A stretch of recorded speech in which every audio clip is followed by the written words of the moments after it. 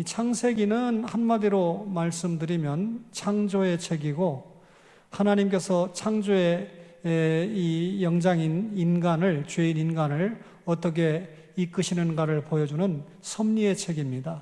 창조의 책, 섭리의 책이죠.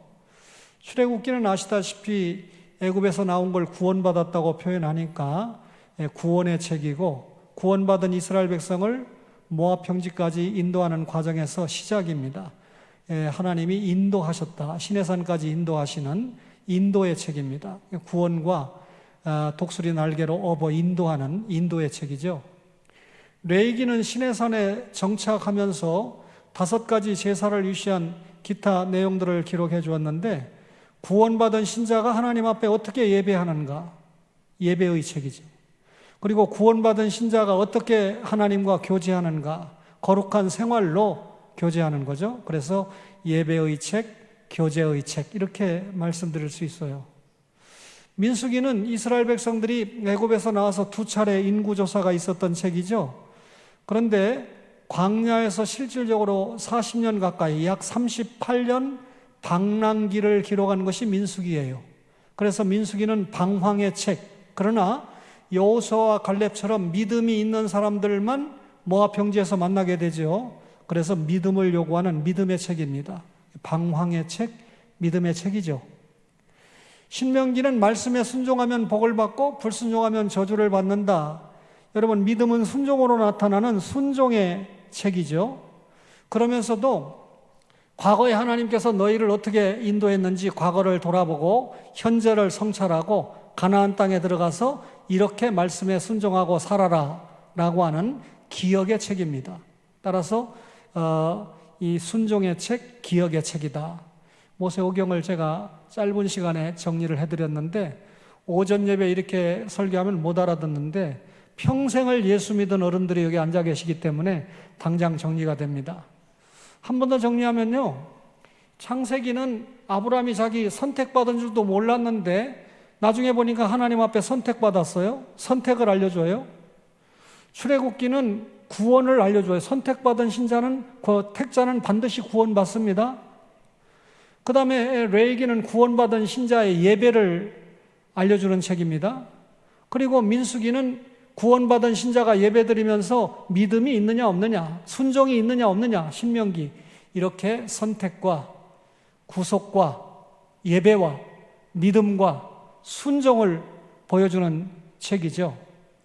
여러분, 오늘 제가 레위기를 선택을 했는데, 레위기는 모두 27장인데요 27장의 각 장은 한 가지 주제를 특징으로 잘 다루는데, 레위기 18장까지는 그렇게 다루다가 19장에는 다양한 주제를 다루는데, 오늘 2절에 보니까 뭐라고 그랬냐면, 이 너희는 거룩하라, 이는 나 여호와 너희 하나님이 거룩함이니라.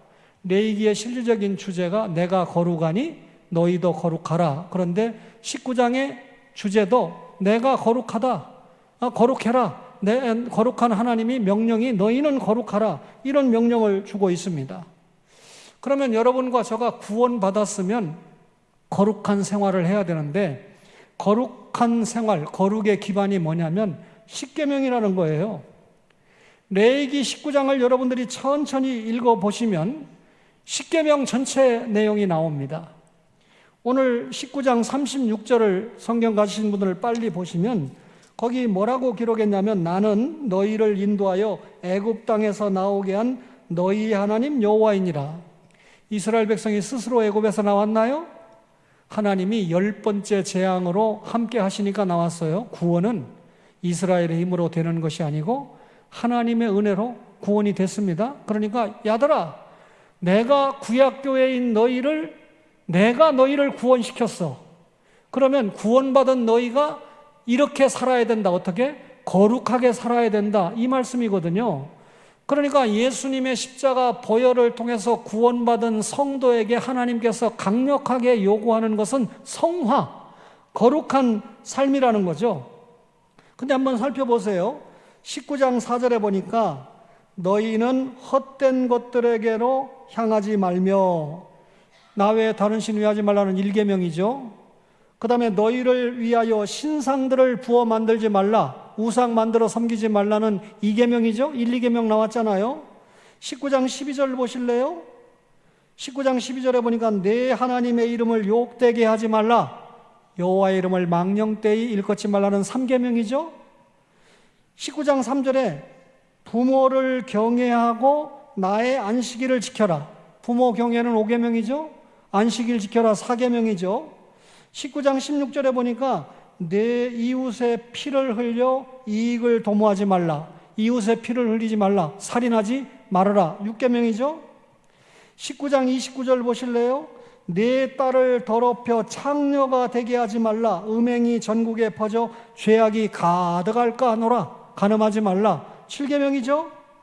19장 11절에 보니까 너희는 도둑질하지 말라 8계명이죠. 속이지 말며 서로 거짓말하지 말라 9계명이죠. 19장 13절에 보니까 너는 내 이웃을 억압하지 말며 착취하지 말라, 내 이웃의 소유를 탐내지 말라는 10번째 계명을 말씀하고 있습니다. 그러니까 출애굽기에서 이스라엘 백성이 애굽에서 나온 다음에 시내산에 도착했을 때 출애굽기 20장을 보면 10계명이 정확하게 주어지죠. 그런데 오늘 레위기에서 또 똑같은 모세를 통해서 기록하면서 19장에 10계명을 다시 짧게 반복하고 있는 것을 알 수 있는데, 하나님께서 너희는 거룩하라 라고 말씀하시면서 2절에 거룩하라 말씀하시면서 뒤에 무슨 얘기를 하고 계셔요? 10계명을 얘기하고 계셔요. 그러면 거룩하게 산다는 게 뭡니까? 마지막에 보면 19장 37절에 주님이 결론을 주시는데, 너희는 내 모든 규례와 내 모든 법도를 지켜 행하라. 10계명을 외워라 이렇게 말씀 안 하고 10계명에 관계된 모든 법도와 규례를 지켜 행하라. 모든 계명을 지켜 행하라. 성화의 수단이 뭡니까? 거룩함의 수단이 뭡니까? 하나님의 법인 이것을 대표하는 것이 10계명인데요.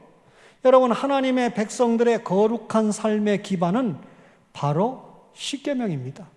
오늘 오후에 참석하신 여러분들이 우리가 구원받았지요? 거룩하게 사는 비결은 10계명이 기반이다, 거룩의 기초다 하는 것을 꼭 기억하시기를 바랍니다. 그렇다면 거룩의 내용이 뭘까요? 거룩의 내용은 사랑이라는 거예요. 여러분, 10계명의 핵심 내용이 뭡니까? 오늘 오전에도 또 찬양 인도하신 꾀꼬리 같은 목소리를 가지신 귀한 분도 하나님 사랑, 이웃 사랑을 이야기했어요. 1계명부터 4계명 하나님 사랑이죠. 5계명에서 10번째, 10번째까지는 이웃 사랑이죠. 그러니까 여러분, 쉽게 거룩의 이 내용이 뭐냐면 하나님을 사랑하고 이웃을 사랑하는 것이 거룩이에요. 오늘 본문에 보니까 하나님의 관계보다요, 사람과의 관계를 더욱 집중합니다. 놀라운 일인데요. 왜 그럴까요? 다른 사람을 사랑하는 것이 하나님을 사랑하는 증거가 되고 열매가 되기 때문입니다.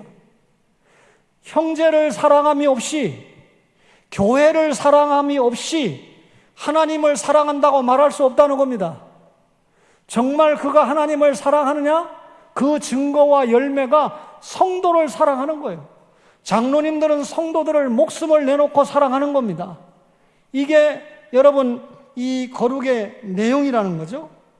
신명기 10장 12절에 보니까 이스라엘아, 내 하나님 여호와께서 내게 요구하는 것이 무엇이냐? 하나님이 요구하는 것이 무엇이냐? 하나님을 사랑하시는 거래요. 하나님이 요구하는 건 우리에게 하나님을 사랑하는 걸 요구하는데, 그러면서 하나님은 어떤 분이신가? 무슨 일을 행하시는지 쭉 설명하는데, 제가 압축을 하면요, 천지를 지으시고 너희를 만민 중에서 택하신 여호와 하나님은 그래놓고요, 사람을 외모로 보지 아니하시고 뇌물을 받지 아니하시고 고아와 과부를 위하여 정의를 행하시며 나그네를 사랑하여 그에게 떡과 옷을 주신다. 그러니까 하나님은 그래놓고 갑자기 사람들에게 관계된 이야기를 하셔요. 잊어버렸습니까? 사람을 외모로 안 보셔. 뇌물을 받지 않으셔. 고아와 과부를 위해서 정의를 행하시고 나그네를 사랑해서 그에게 떡과 옷을 주신다. 그러면서 딱 한 가지 명령을 하시는데요. 신명기 19장 19절에 너희는 나그네를 사랑하라. 전에 너희도 애굽 땅에서 나그네 되었습니다.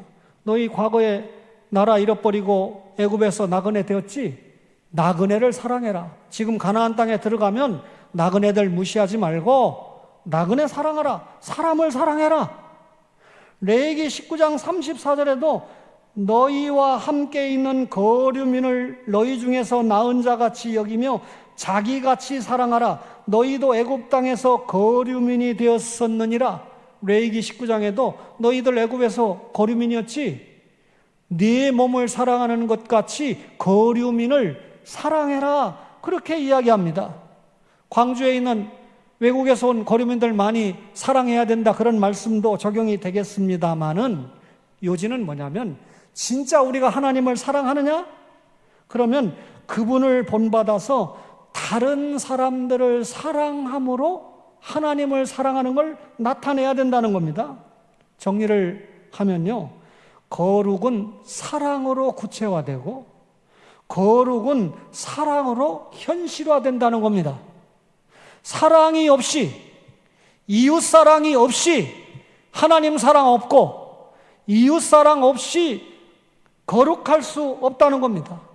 따라서 우리가 성화 생활을 한다는 것은 하나님을 사랑하고 특별히 이웃을 사랑하는 것 속에서 자라간다는 것이죠. 그래서 오늘 제가 여러분에게 사랑을 통한 거룩이라고 하는 제목을 부여를 한 것입니다. 그러면요, 사랑은요, 이 거룩의 기초가 십계명이고 거룩의 내용이 사랑이라면 구체적인 행동이 사랑으로 나타나야 된다는 거예요. 사랑이 구체적인 행동으로 나타나야 된다는 거죠. 무엇이 사랑입니까? 사랑의 특징은 추상적이지 않습니다. 여러분, 사랑은 내가 당신을 사랑해, 남자친구, 여자친구를 사랑해, 그런 감정적인 행동이 아닙니다. 사랑은요, 모든 영역에 관련이 있는데 제 얘기 아닙니다. 오늘 여러분 19장 3절에 보니까 뭐라고 그랬습니까? 다시 보시면 너희 각 사람은 부모를 경외하고. 여러분, 사랑을 통한 거룩의 첫머리가 부모 공경이 먼저 나오고 그 다음에 안식일을 지켜라 이렇게 나왔죠. 여러분, 하나님과의 관계에서 대표적인 계명이 4계명으로 소개가 됐고 사람과의 관계의 대표적인 계명을 5계명으로 소개했는데 하나님께서 모세를 통해서 의도적으로 이 부분에서 하나님 관계의 계명보다 사람과의 관계의 계명을 앞세웠다는 겁니다. 하나님 사랑과 이웃 사랑을 대표하는 계명을 소개하면서 여러분, 결국 하나님 사랑은 이웃 사랑을 통해서 나타난다는 걸 강조하려고 말씀했는데 중요한 것은 거룩이라는 것은 뭐가 필수다? 우리가 성화생활, 우리가 거룩하게 살아야 돼. 주님을 닮는 생활해야 돼. 여러분, 사랑이 필수라는 겁니다. 여러분, 이래서 이제 목사들은 히브리어를 공부하는데요, 자기가 히브리어 공부했다는 걸 자랑하려고 얘기하는 건 절대 아니고요. 이 부분에 꼭 필요해서 제가 한 말씀 드리면 부모를 공경해라. 우리나라 말에는 아버지가 먼저 나오고 어머니가 먼저 나오잖아요. 물론 출애굽기 20장에 내 부모를 공경하라 할 때 히브리어가 이 아버지 부자, 그 다음에 어머니 모자잖아요. 아버지가 히브리 말로 아부, 어머니가 히브리 말로 엠인데 출애굽기에는 아버지가 먼저 나와요. 근데 오늘 이 본문에 19장 3절에 각 사람은 부모를 경외하고 할 때 여기 부모는 우리 말로는 남자가 먼저니까 부모 이렇게 해놨지만 히브리어 어순에는 어머니 엠이 먼저 나오고 아버지 아부가 뒤에 나와요. 그러니까 정확하게 번역하면 똑같은 말이지만 모부를 공경하고, 이렇게 히브리 원어가 어순이 그렇게 돼 있습니다. 그러면 레위기 19장에서 왜 어머니를 먼저 했을까요? 당연한 의도가 있겠죠. 여러분, 당시 남자가 죽으면 과부가 되잖아요. 과부나 고아는 구제 대상입니다. 아주 생산력이 떨어지는 불쌍한 사람. 왜? 농사 짓고 목축하고 사는 세상이니까 남자의 힘이 훨씬 세잖아요. 따라서 연약한 약자를 보호해야 된다 하는 의도로 어머니를 먼저 언급했다는 겁니다. 따라서 여러분, 사랑이 뭐냐? 노인과 부모를 경외하는 건데, 약자에 대한 존중과 배려가 사랑하라는 계명 속에 철저하게 들어가 있는데요. 레위기 19장 3절에 보면 여러분들이 어버이 주일 때마다 들었던 설교 가운데, 너는 셋머리 앞에서 일어서고 노인의 얼굴을 공경하라 그랬는데, 거기 공경이라고 하는 말은 하다릅니다. 여러분, 내 부모를 공경하라, 출애굽기는 카베트입니다. 근데 이 하다르는 여러분 카베트가 아니고 하나님을 경외하다라고 하는 그런 강조의 의미가 있는데요. 왜냐하면 오늘 2절에 뭐라고 그랬습니까? 3절에 부모를 경외하고 그랬는데, 여기 경외는 야레라고 하는 히브리어를 썼는데요. 그 다음에 여러분, 하나님을 경외하라라고 하는 이 말씀, 레위기 19장 3절에 노인의 얼굴을 공경하라는 하다를 썼다고 그랬는데, 하나님을 경외하라고 하는 말에 야레를 썼어요. 무슨 말이냐면, 다 잊어버려도 레위기의 부모를 공경하라 할 때 공경을 야레를 썼고, 하나님을 경외하라 할 때 경외를 똑같이 야레를 썼어요. 이게 무슨 말이에요? 하나님을 경외하라라는 야레라는 단어를 부모님을 공경하라고 하는 것을 출애굽기 카베트와 달리 야레를 썼다는 말은, 부모를 공경하는 것을 하나님을 경외하는 것처럼 해야 된다. 부모는 하나님의 살아계신 대행자다, 그 말입니다. 따라서 우리가 거룩해진다, 사랑한다 할 때 부모를 공경하고 노인을 경외하는 이것이 사랑이라는 거예요. 여러분, 옛날에 우리 어렸을 때 부모에게 공경하지 않는 자식을 저거 간땡이가 벗다, 이렇게 얘기하거든요. 카베트라고 하는 말은 간처럼 귀중하게 여기다. 의사 장로님이 계신 줄 알았는데, 간 병나면 큰일 나잖아요. 요즘은 의술이 좋아지지만 옛날에 간 암 걸리면 죽습니다. 간처럼 귀중하게 여기다. 간이 그만큼 소중한, 부모를 간처럼 귀중하게 안 여기는 것은 간땡이가 분노입니다. 죽을 놈이다, 그 소리입니다. 옛날 어른들이 히브리어를 알고 욕한 것 같아요. 여러분, 사랑은 구체적인 행동인데요. 레위기 19장 3절에 안식일을 준수해라 그랬잖아요. 여러분, 안식일을 준수하는 것이 사랑인데, 이건 하나님 사랑이잖아요. 근데 여러분은 안식일 날 하나님만 쉬시나요? 여러분, 이 구체적으로 보니까 동물도 쉬고 다 쉬게 합니다. 십계명에서는 안식일의 핵심을 이렇게 밝히는데요. 자녀들, 종들, 가축들, 집에 머무는 모든 나그네까지도 다 쉬게 하라. 출애굽기 20장 11절에 나 여호와가 안식일을 복되게 하여 그날을 거룩하게 했다. 하나님도 쉬시고 모든 사람들을 쉬게 하는 것이 결국 복과 거룩과 연결시킵니다. 그러니까 안식일을 지키지 않으면 성화 안 되는 거예요. 거룩한 생활 안 되는 거예요. 예배를 드리기 전에, 저는 여러분의 담임 목사가 아니니까 잘 모르잖아요. 근데 영적인 센스가 있잖아요. 44년 교역에 35년 담임 목사를 했으니까. 근데 예배 전에 누가 소가 문제가 있어서 못 나오신다고 그랬대요, 귀중한 분이. 그래서 그러면 안 되는데 하는 생각을 했는데, 예배 마치고 나니까 소가 좀 문제가 있지만 예배를 참석했대요. 그래서 제 설교를 다 들으셨다고 그렇게 말씀을 하시더라고요. 야, 그 장로님 오늘 정말 주님의 인도 크게 받았습니다. 10계명은 5계명까지 부모는 하나님 편에 둔 계명이에요. 두 돌판에. 그리고 6계명부터 10계명까지 두 돌판에 잠겨있는데 짝을 이룹니다. 여러분, 1계명과 6계명이 짝이에요. 나 외에 다른 신 의하지 말라, 살인하지 말라. 인간을 죽이는 것은, 욕하는 것은 여러분 하나님의 형상을 파괴하는 거다, 짝입니다. 2계명이 뭡니까? 우상 만들어 섬기지 마라. 7계명이 뭐죠? 간음하지 마라. 여러분, 이스라엘 백성, 구약의 이스라엘이 바알과 아세라를 섬기는 것은 영적으로 뭐요? 간음입니다. 간음하지 말라. 이게 육적인 간음만 얘기하는 게 아니라 영적인 간음, 우상 만들어 섬기는 건 영적인 간음이야. 간음하지 마. 짝을 이루는 거예요. 여호와 이름을 망령되이 일컫지 마라. 여호와 이름을 망령되이 일컬으니까 3계명이죠. 그러면 여호와의 이름을 망령되이 일컬으니까 8계명이 뭡니까? 짝을 이루는 게 도둑질하지 마라. 하나님께 복을 받지 못하니까 남의 것이나 훔치며 산다, 이 말이죠. 4계명 안식일을 기억하여 지키라. 9계명 거짓말하지 말라, 짝이죠. 5계명 부모를 공경해라. 그러면 땅에서 잘되고 장수하리라. 부모 공경 안 하니까 이웃의 것이나 탐내고, 그렇죠? 여러분, 천주교는 2계명이 없어요. 마리아상, 여러분 예수님 성화 이런 거 섬기니까 2계명을 둘 수가 없지. 그 2계명을 빼고요, 10계명을 갖다 2개로 만들어가지고 10계명을 만들었어요. 확인해 보세요. 그런데 4계명 안식일 지켜라. 9계명 거짓말하지 말아라. 이게 무슨 말입니까? 아이고 목사님, 안식일은 주일이잖아요. 아이고 동생이 장가 가서 못 왔습니다. 뭐 용서하세요, 이 소 때문에 못 왔습니다. 하나님이 거짓말이다. 안식일은 교회 와서 예배 드리는 게 참말이다. 주일은 어떤 경우든지 생명을 내놓고 지켜야 된다.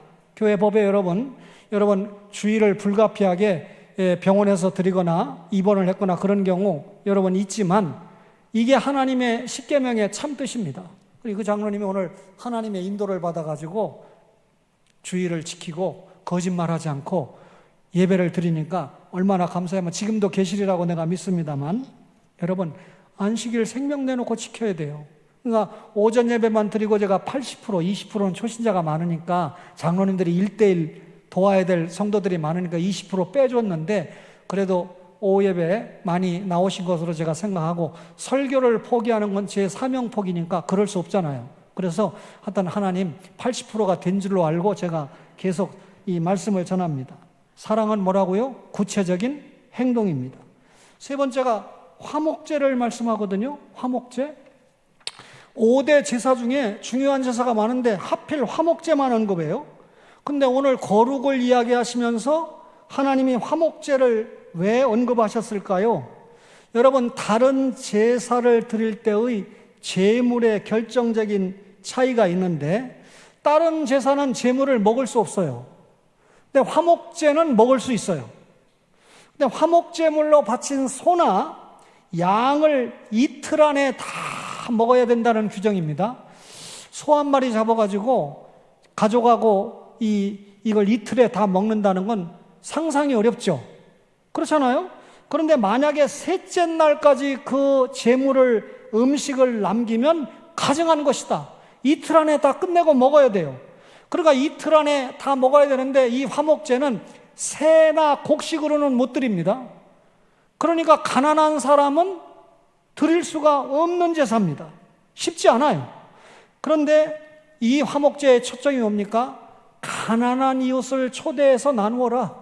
이틀 안에 다 먹으려면 가족끼리 해결 안 되니까 가난한 이웃을 다 불러서 이걸 나누는, 하나님과 화목하고 이웃과 사랑으로 화목하라는 게 여러분 핵심입니다. 따라서 사랑은, 거룩은 가난한 이웃과 더불어 사는 삶이 거룩이라는 거예요. 가난한 사람 무시하죠? 그럼 안 됩니다. 사랑은 구체적인 행동으로 나타나야 되는데, 오늘 레위기 19장 9절과 10절에 보니까 추수 이야기를 하거든요. 여러분, 성경에 이스라엘 백성들이 추수한 다음에 모퉁이에 이삭을 남깁니까 안 남깁니까? 룻이 이삭 주워가지고 나오미랑 먹고 사는 거 알죠?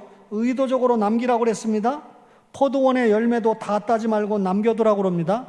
여러분, 이렇게 떨어진 이삭이나 포도 열매는 여러분 이 가난한 사람과 거류민을 위해서, 불쌍한 사람들을 위해서 좀 남겨두라, 그 말이잖아요. 농사를 짓고 수확할 땅이 없는 사람들을 위한 배려를 해라, 그 말입니다. 여러분, 이렇게 이 추수물이나 또는 포도 열매 같은 것들을 남겨두라고 하는, 여기에는 세 가지 의미가 있어요. 첫 번째는요, 가난한 사람을 위해서 몫이 주어지기는 했지만 가난한 사람도 직접 와서 남겨진, 밭 모퉁이에 남겨진 추수물을 지가 직접 주워가야 됩니다. 공짜로 나눠주는 건 성경의 뜻이 아니에요. 대한민국에 일이 없으니까 제가 외대에서 얘기합니다. 니들 일자리 없어? 일자리가 왜 없어? 외국인들이 다 차지했는데. 농사 가서 하루만 도와도 15만 원 준다는데 안 하거든요. 여러분, 지가 일을 해서 소득을 얻게 하는 겁니다. 그러니까 구걸을 해서 남에게 얻어먹지 말아라. 직접 일을 해서 생계를 해결하라. 이런 의미가 있고, 두 번째는요, 여러분, 이 포도원에 열매를 남겨놓고 추수물을 남겨놓으면 주워가잖아요. 누가 주워갔는지 몰라요. 그러니까 내가 누구에게 도움을 줬을 때 누구를 도와줬는지 알지 못하니까 오른손이 한 일을 왼손이 모르게 한 구제가 된다는 말이죠. 세 번째는 아유 나는 가난하니까 11조 못 드리고 감사한 건 못 드립니다. 아니고요. 가난한 사람도 주워온 곡식을 가지고 하나님 앞에 제사 드릴 수 있어요. 소제 드릴 수 있어요. 그러니까 뭡니까? 하나님 앞에 예배를 드릴 수 있도록 배려를 해주었다 그 말입니다. 그러니까 사랑은 구체적인 행동인데 추수할 때 이렇게 남들을 위해서 일정 부분을 남겨놓는 것이 얼마나 이웃을 사랑하는 엄청난 배려인가를 알 수가 있다는 것이죠. 사랑이라고 하는 것은 구체적인 행동으로 나타나야 되는데 레위기 19장 14절에 보니까 너는 기먹은 자를 저주하지 말며 맹인 앞에 장애물을 놓지 말고 내 하나님을 경외하라 그랬습니다. 여러분, 장애가 있는 사람을 비웃고 조롱하는 것을 하나님이 금하시는 겁니다. 여러분, 귀가 먼 사람은 들을 수가 없지요. 눈이 먼 사람은 앞에 있는 것을 볼 수가 없지요. 그러니까 자기 앞에 장애물을 놨을 때 눈 먼 사람은 누가 장애물을 넣는지 몰라요. 귀 먹은 사람은 누가 욕했는지 몰라요. 그런데 우리의 하나님은 전능전지하시기 때문에 누가 욕을 했는지 누가 장애물을 넣는지 다 아신다는 것입니다. 무슨 말이죠? 하나님은 사람의 형상을 논할 때 지적 신체적인 기능으로 말씀하시지 않고 여러분 장애인이 됐든지 비장애인이 됐든지 누구나 똑같이 존중하고 귀하게 대해야 된다 하는 것이 오늘 여러분 맹인 앞에 장애물 놓지 말고 귀먹은 자를 저주하지 말라. 이 말씀은요 누구나 장애인이라 할지라도 똑같이 존중해주고 배려해주고 사랑해줘라 이 말입니다.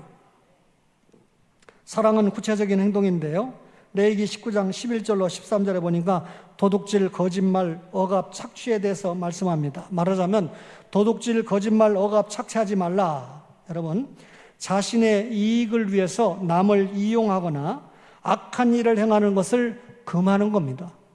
억압과 착취라는 말씀을 들으니까 거창한 폭정과 탄압을 생각하지만 하나님은 이 억압과 착취를 어디에 적용하시냐면요, 제때 품삯을 지급하지 않는 것이 억압이고 착취다 이렇게 말씀해요. 그러면서 품삯을 당일에 주고 해진 후에까지 미루지 말아라. 그러면서 그의 생명을 품삯 위에 두고 있다. 신명기 24장 15절에. 이 말은 무슨 말입니까? 가난한 사람들에게는 하루 일하고 받는 품삯이 자기의 생명과 직결된다. 그러니까 가난한 사람들을 일을 시키고 품삯을 월급을 제때 안 주는 것은 결국 여러분 사랑을 구체적인 행동으로 표현해야 되는데 안 하는 거예요. 교회 장로가 되고 여러분 이 중요한 직분자가 돼가지고 사업을 경영하면서 남의 월급을 떼먹고 일당을 떼먹고 나는 하나님을 사랑합니다. 교회 가면 11조 드리고 감사합니다. 장로님입니다. 할 때 이 엄청난 말씀을 어떻게 우리가 받아야 될까요? 목회할 때 장로님이 사업을 잘 하시다가 잘 안 되는 거예요. 먹고 살기도 힘든 거예요. 그래서 이걸 그만둬야 말아야 되나?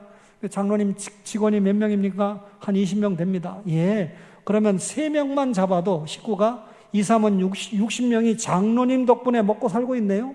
장로님이 좀 고생하면 크게 남는 거 없어도 그 60명 가족 4명씩이면 80명을 장로님이 먹여 살린다 하는 그런 마음을 가지고 이웃사랑의 정신을 가지고 한번 견뎌보세요 했는데 견뎌보니까 그러니까 이웃을 사랑하는 마음을 하나님 사랑하는 것을 이웃을 사랑하는 마음으로 어려운데도 견뎌내고 열심히 하니까 결과가 어땠을까요? 예, 결과가 또 어떻다는 얘기를 하면 졸다가 그 얘기만 듣고 예수 믿으면 복이 뭐라고 그랬어요? 지금 예배 드리는 게 복이에요. 할렐루야. 여러분, 도둑질, 거짓말, 억압 착취하면 안 됩니다. 레위기 19장 15절에 보면 공평, 뭐라고 그랬습니까? 너희는 재판할 때 불의를 행하지 말며 가난한 자의 편을 들지 말며 체력 있는 자라고 두둔하지 말고 공의로 사람을 재판할지며 그랬습니다. 가난한 자의 편을 들지 말며. 이게 참 무서운 말씀인데요. 사랑한다고 그러니까 무조건 가난하고 힘없는 자들의 편에 서는 것이 사랑이다? 아닙니다. 그건 정의에 어긋나요. 일 안 하고 지가 농땡이 쳐서 가난한데 왜 무조건 가난한 사람의 편을 들어야 됩니까? 그 말씀 아니에요. 그거 공의에서 벗어납니다. 이게 무슨 말이냐면요, 가난한 사람에게 필요한 것은 편파적인 호의나 관심이 아니라는 겁니다. 오히려 가난한 사람에게 필요한 것은 정의와 공평이 필요하다는 거예요. 가난하고 힘이 없다고 해서 합당한 부당한 대우를 당하지 않고 인간으로서 마땅히 받아야 될 정당한 대우를 받는 것이 중요하다는 겁니다. 그러니까 권력이 있고 돈이 있어서 변호사를 비싼 거, 전관을 사면 판사가 봐주는 거, 이 판사들은 전부 공의로운 판결을 못하는 거죠. 진짜 가난한 사람이 부당한 판결을 받지 않도록 돈이 없어서 변호사도 제대로 못 사는 사람도 법적으로 판결을 정당하게 해서 억울함이 없도록 합당한 대우를 해주는 것이 공평이라는 거예요.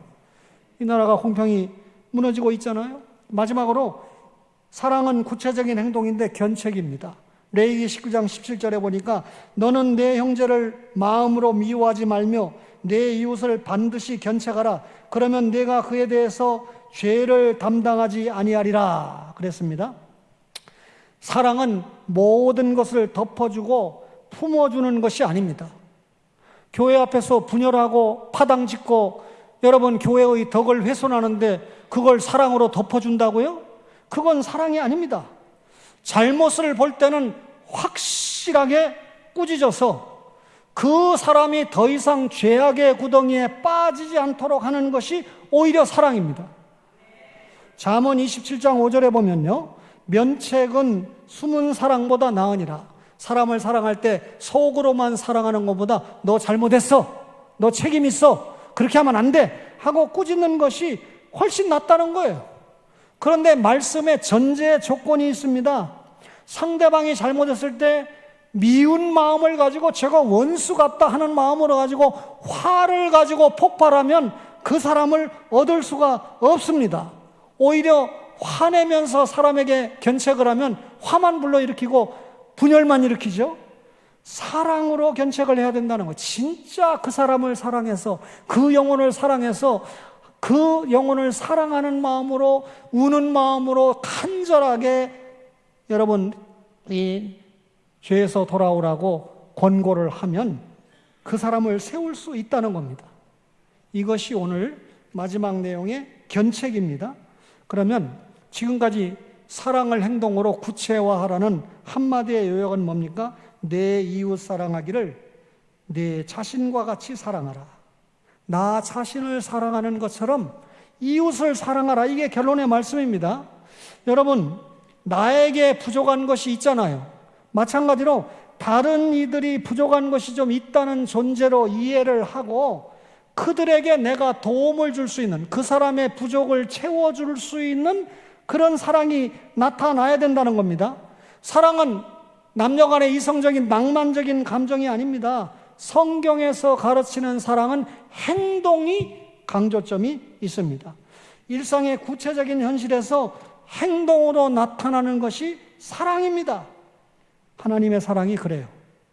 여러분, 하나님은 우리에게 행하시는 사랑, 십자가에서 살찢고 피 흘려 목숨까지 내놓는 행동적인 사랑을 주셨죠?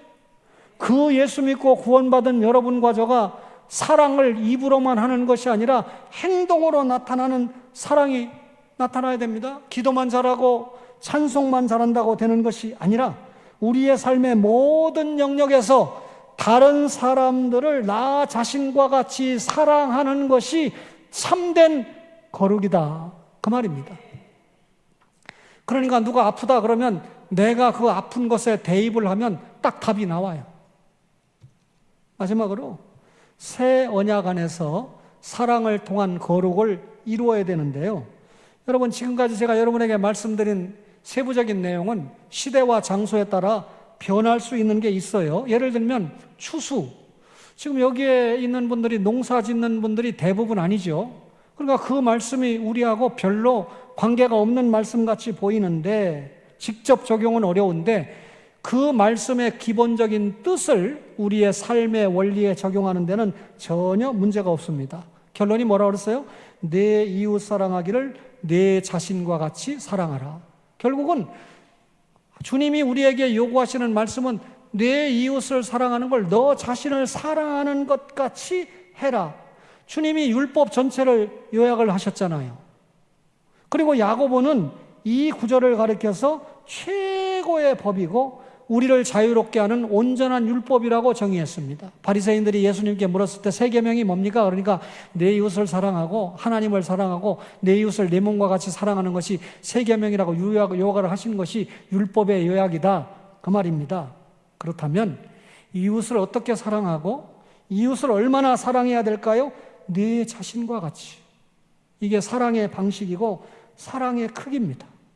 자기 자신을 사랑하는 것과 똑같은 방식, 자기 자신을 사랑하는 것과 똑같은 정도로 이웃을 사랑해라. 참 어려운 말씀 같지요? 새 언약 안에서 예수님은 거룩의 기준을 한층 더 높여 놓으셨는데요, 아까는 이웃과 나그네, 거류민을 사랑하라 이렇게 예를 들었는데 주님은 원수와 너를 박해하는 자까지도 위하여 기도하고 사랑하라. 얼마나 사랑의 차원을 높여 놓으셨습니까? 그러더니 마태복음 5장 48절에 그러므로 하늘에 계신 너희 아버지의 온전하심과 같이 너희도 온전하라. 여러분과 저가요, 하나님의 온전하심을 담는 것은 모든 이들을 사랑하는 겁니다. 모든 이들을 사랑하는 것은 하나님의 온전하심을 담는 것입니다. 온전한 사랑은 경계를 두지 않고 아무 제한도 두지 않고 모든 사람에게 미치는 사랑이 온전한 사랑인데요, 예수님은 자신의 삶을 통해서 십자가에 달리심으로 온전한 사랑을 보여주셨습니다. 예수님의 온전한 사랑, 제한이 없는 사랑을 우리가 받아서 구원받았죠. 그 자리에서 예수님은 원수를 위해서도 기도하셨습니다. 여러분, 그 온전한 사랑을 받아서 구원받은 저와 여러분이, 여러분, 하나님 아버지와 성부 하나님과 성자 예수님이 한계 없는 온전한 사랑으로 우리를 사랑하신 것처럼 우리의 사랑에도 제한이 없어야 된다. 그러면 우리의 사랑에 제한이 없는 것이 불가능할까요? 그렇지 않습니다. 하나님은 우리에게 하나님 대신 사랑할 능력을 주셨어요. 하나님이 가진 성품 가운데 우리도 다른 사람을 사랑할 수 있는 성품을 주셔. 이걸 하나님도 가지고 계시고 우리도 가지고 있으니까 공유적인 속성이다, 이렇게 얘기하잖아요. 하나님이 우리에게 사랑할 능력을 주셨다니까요. 예수님처럼 우리도 사랑할 능력을 하나님이 주셨다니까요. 성령님께서 우리에게 사랑할 마음을 주셨다니까요. 존경하는 장로님들, 저는 가르치는 장로고 장로님들은 다스리는 장로잖아요. 교회를 위해서 지도자로 세월 받았잖아요. 표류하는 양돌이 얼마나 불쌍합니까? 오늘 1부 예배, 2부 예배 끝나고 몇몇 권사님들, 성도님들이 찾아와서 저에게 은혜 받았다고 그러면서 여러 가지 얘기했는데, 여러분, 제가 은혜 받았다는 얘기 다른 교회 가서 들으니까 그건 관심 없어요. 그게 중요한 게 아니고 그 다음 얘기, 우리 교회 빨리 목사님이 오셔야 되는데 기도해 주세요 하는 말씀들을 하는데 제가 눈물이 나요. 장로님들이 지금 성도님들에게 교회 앞에 죄 짓고 있는 겁니다. 저는 사랑하기 때문에 장로님들에게 울면서 호소하고 싶습니다. 장로님들에게 하나님이 사랑할 능력을 주셨어요. 예수님이 교회를 사랑할 능력을 주셨어요. 이 때를 위해서 장로님, 은퇴 장로님들은 이미 은퇴했고 시무 장로님들에게 엄청난 교회의 책임을, 권리를 부여해 주셨습니다. 교회를 사랑하는 그 사랑이 구체적인 행동으로 나타나야 됩니다. 성령님의 인도를 따라서 나타나야 돼요. 용서하세요. 박동주 장로님이십니까? 오늘 소 장로님 조남이 맞나요? 설교 시간에 조남을 이야기해서 안 됐는데 오셨는데 소 한 마리 잡으세요. 뭐 아까 보니까 제 앞에서 식사하면서 제 눈치 빠르거든요. 당회 서기시라고 소개하시는 것 같더라고요. 그럼 당회장님이 없는 상황에서 당회 서기가 얼마나 중요합니까? 그러니까 장로님들을 위해서 소 한 마리를 잡고 장로님들에게 우리 저녁 먹고 그리고 늘 모입시다. 그리고 이거 빨리 해결하도록 기도합시다. 장로님들이 통해 잡아가고 성도를 사랑하는 마음으로 날마다 옵시다. 그리고 교회에서 여비 내놓으라 하지 말고 서기 장로님이 소 한 마리 잡은 거예요. 소 한 마리가 아까 500만 원이라고 들었어요. 비싼 건 700만 원. 저는 공부 많이 합니다. 만나는 사람마다. 의사 선생님 만나면 의사 된 거 과정, 전문 딱 해서 상식을 많이 가지고 성도들 신방하다 보면 의료사고 여러 가지 많거든요. 들은 상식 가지고 많이 좀 변호사들, 판사들 많이 이렇게 상담하게 해줍니다. 그게 제 은사니까. 그게 목회의 하나의 과정이니까. 목적은 아니지만 수단이니까. 이 장로님이 우시면 돼요. 다른 장로님들이 소도 잡아서 대접하고 말 안 들으면 석인 내놔버리세요. 막내 네가 해라. 해결해라. 무슨 말입니까? 빨리 마음을 모아서 불쌍한 성도들을 구해내자. 이 목자 없는 양같이 두지 말고 은성교회가 사명이 얼마나 큰데 이 교회를 빨리 우리 장로님들이 복구 회복해서 주님이 원하시는 개혁과 변화를 이루어서 그렇게 장로님이 딱 소 한 마리 잡으면 하나님이 깜짝 놀라셔가지고 죽은 소 대신요 요백의 갑절의 복을 자녀 10명이 죽었죠. 나중에 10명 생겼죠. 근데 갑절이요. 왜? 10명 죽은 게 다 천국 갔거든요. 천국에 10명 두고 지상에 10명 또 받았으니까 물질뿐만 아니라 몽땅 갑절을 받았습니다. 하나님을 놀래키면요, 하나님이 어떤 방법으로든지 우리를 채우시는 게 목회 결론이에요. 그런데 그것만 얘기하면 여러분 이 말씀을 듣는데 등한하니까 그런 간증이나 이런 건 제가 수많은 간증이 35년 동안에 얼마나 많았겠습니까? 생략하고 또 오늘 찬양이 좀 이렇게 되는데 원래 교회 전통이니까요. 제가 오후 시간은 좀 시간이 많으니까 3시까지 하면 좀 충분하겠다 싶었는데 벌써 3시가 다 됐어요. 근데 10분은 더 주셔야 됩니다. 왜냐하면 당회가 있는데 손명옥 목사님이 예배 마치고 도착하시려면 조금 시간이 걸린대요. 놀라운 소식. 제가 등한해가지고 좀 미련해가지고 광주 은성교회를 쳤더니 어디 딴 데다가 도착을 해놨는데 도착해놓고 보니까 내가 생각하는 은성교회가 아닌 것 같아요. 거기서 배형철 집사님에게 전화해가지고 급하게 여러분 다시 왔는데 40분에 도착했어요. 그러니까 얼마나 주일 아침에 미리 가려고 미리 가서 차 안에서 기도하고 오늘 전할 말씀을 다시 보려고 그랬는데 손명호 목사님 오셨다고 사인이 왔어요. 그러니 여러분 제가 그래도 조금 더 결론을 해야지. 여러분 하나님의 말씀에 결론이 없으면 뭐 좀 밋밋하잖아요.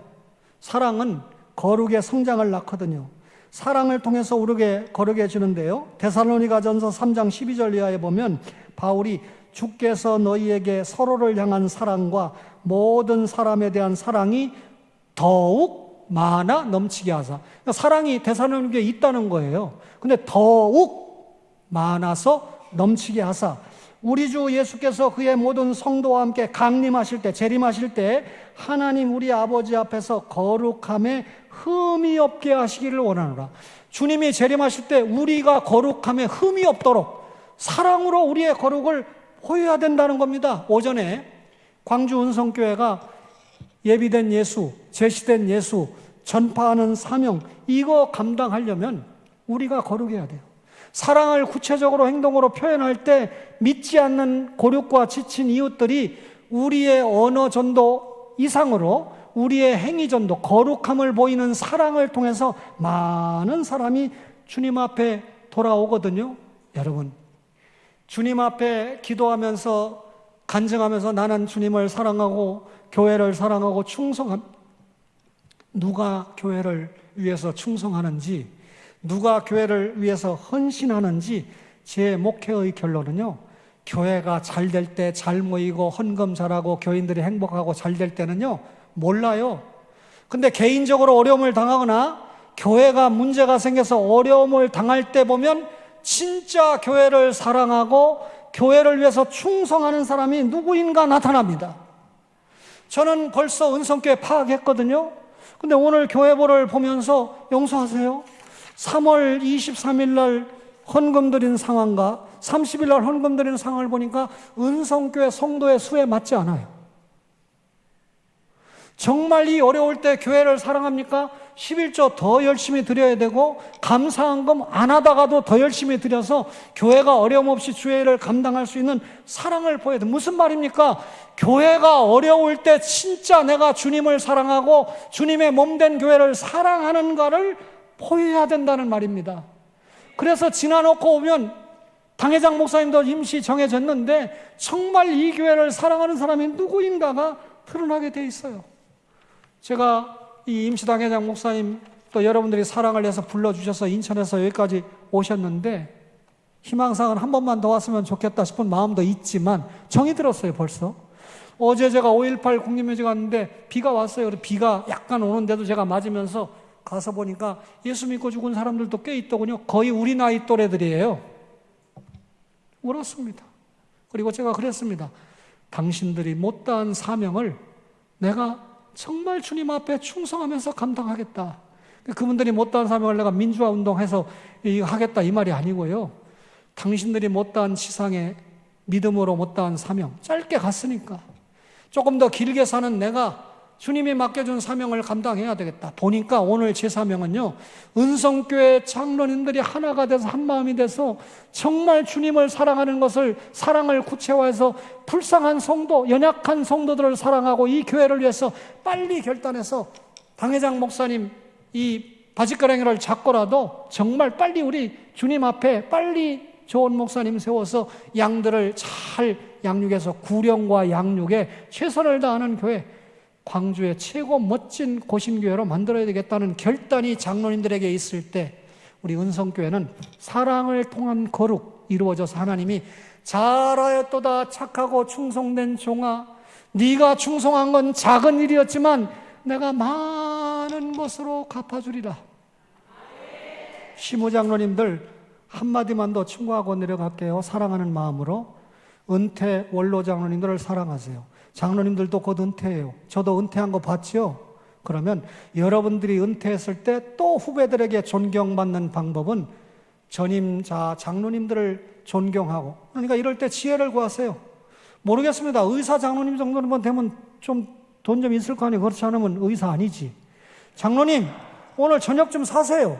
그래서 시무장로님까지 다 모아서 원로 장로님하고 밥 한번 쏘시라고 하고, 제주왕, 제가 어제 조카한테 제주왕 가서 대접받았거든요. 야, 상다리 부러지대요. 그런데 대접 한번 받고 장로님 지혜를 주세요. 교회를 위해서 함께 울어주세요. 장로님들이 다 수고해서 여기까지 온 교회 아닙니까?